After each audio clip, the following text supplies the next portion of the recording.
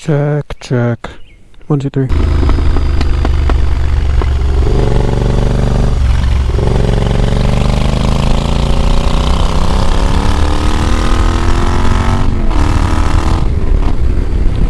Back, baby, I'm back.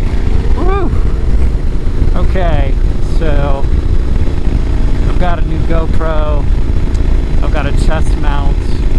I got a super nice microphone.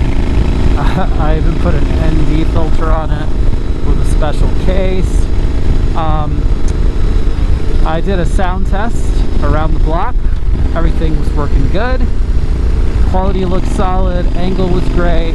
So I filmed the vlog, came home. Camera was facing all the way down, and the microphone wasn't plugged in all the way, so I didn't get anything audio. So, let's try again.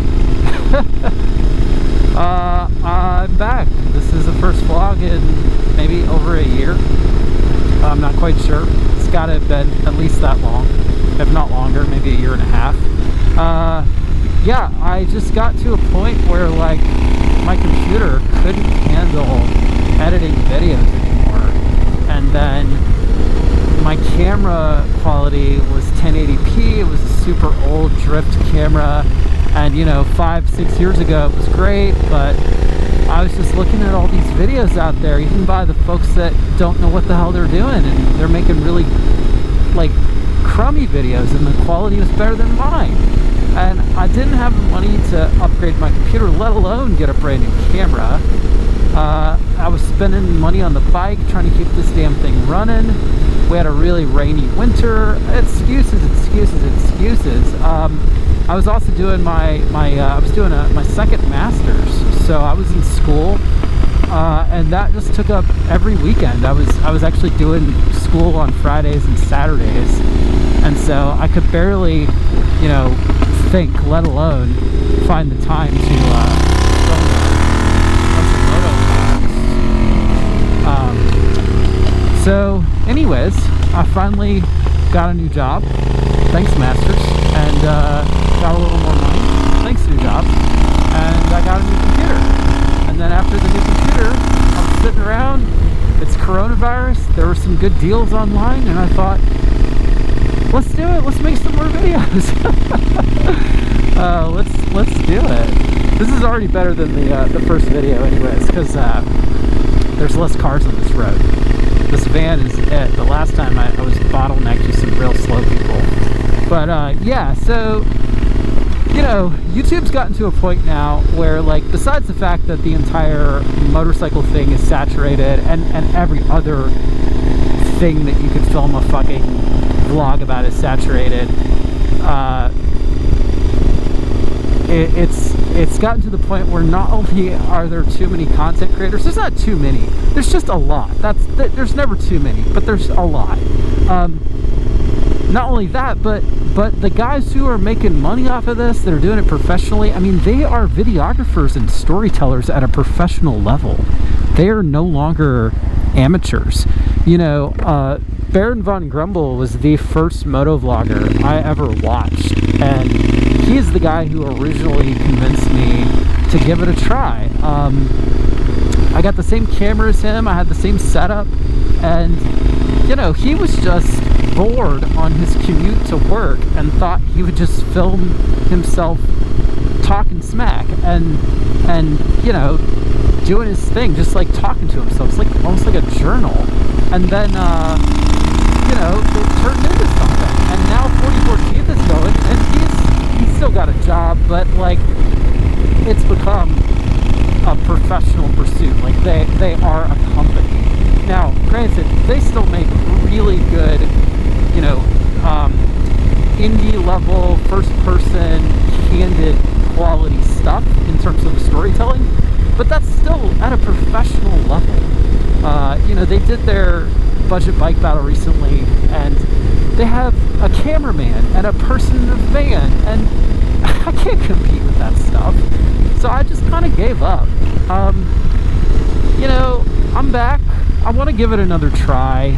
I mean, I'm not really looking to become YouTube famous. I don't need 100,000 subscribers, and I'm not trying to quit my job. I like my job. I mean, I don't like my job, but you know, I like my job. And so I think more than anything, it's about having the creative outlet, putting something out to the world that I think other people will enjoy because I would enjoy it. And then I really enjoy chronicling my adventures. You know, I think I'm just an adventure junkie. And I mean, maybe that's the thing I can do a little different. Like, what's my competitive advantage? What's the thing that differentiates this channel? Well, you know, I've gotten really into mountain biking lately, and I think I'm going to throw some mountain bike videos in the mix. I got up to Colorado 4 times to go snowboarding this year. Uh-oh. And I could throw some snowboarding videos into the mix. I mean, you know, at the end of the day, it's just all about adventure for me. I'm addicted to everything on 2 wheels. So, like, yes, I love being on my mountain bike. I love going to the mountains and riding it. And I love riding my motorcycle. And so, I don't know, there might be some of that content to come. We'll see. I really want to make it out to the Red River Scramble this year.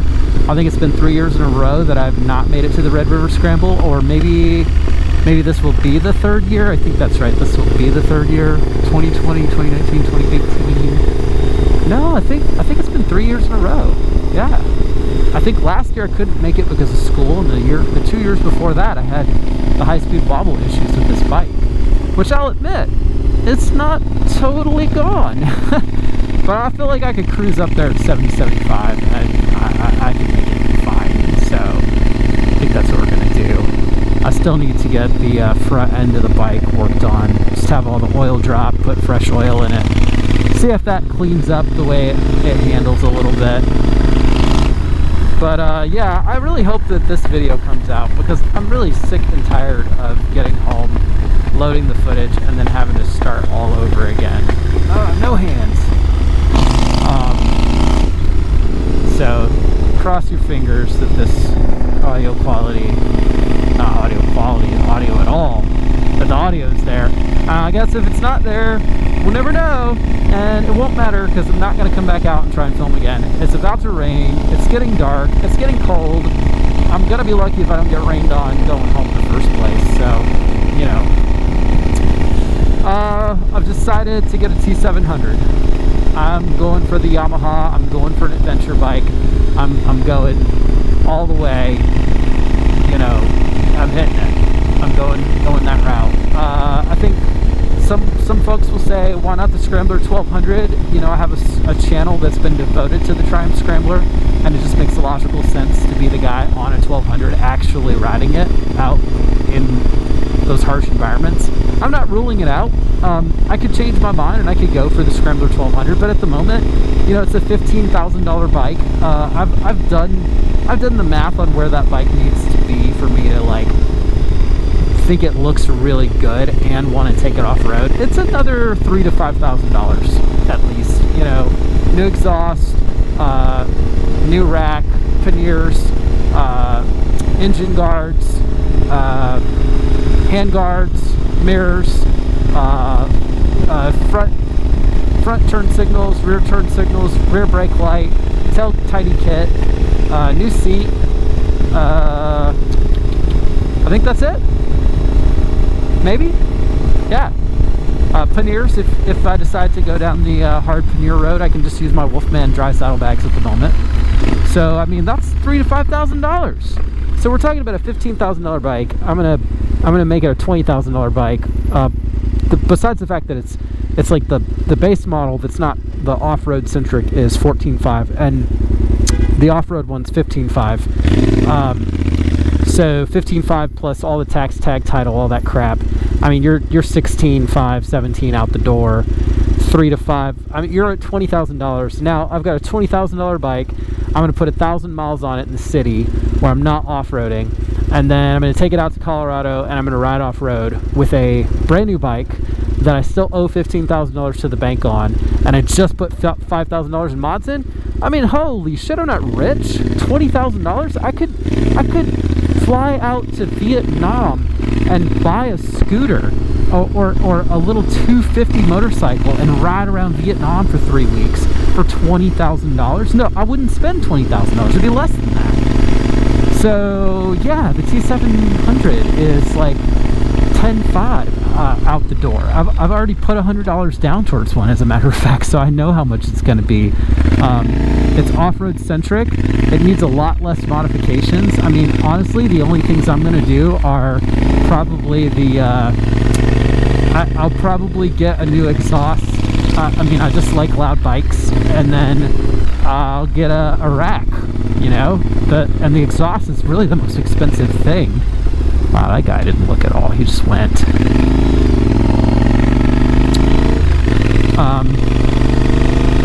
So yeah, and then I don't have to be super concerned when I drop it and stuff. I mean, it's an adventure bike. That's what it's built for, you know. I don't know. I was conflicted at one time, and then I was just like, you know, $10,000, $20,000. Yeah, $10,000. It just makes sense. I mean, for a long time I thought I was going to do a ZRZ. Then I thought I'd just do the DR650, but I'm just not in love with either one of those bikes on the street. And to be honest, like, even though I wish most of my riding was on the dirt, I mean, I don't live at the foothills of the mountains. I live in the suburbs between the mountains and the city, and it's a 2-hour ride up and then another 2 hours back every time I want to go to the mountains. So, you know, I love motorcycling, but it's an expensive hobby. It's a dangerous hobby, and you know, I have to take these things into consideration when I'm spending thousands and thousands of dollars trying to enthusiastically enjoy my life. I think I mentioned the coronavirus once in this video. Maybe I did, but yeah, I'm healthy. Everybody's healthy. No sickness yet. Looks like Georgia's gonna reopen here pretty soon, even though it's quite ill-advised. Granted, even if the state ends its shelter in place, it seems like a lot of the municipalities, the counties, and the towns and the cities are going to stay closed for the most part. So that's going to be interesting.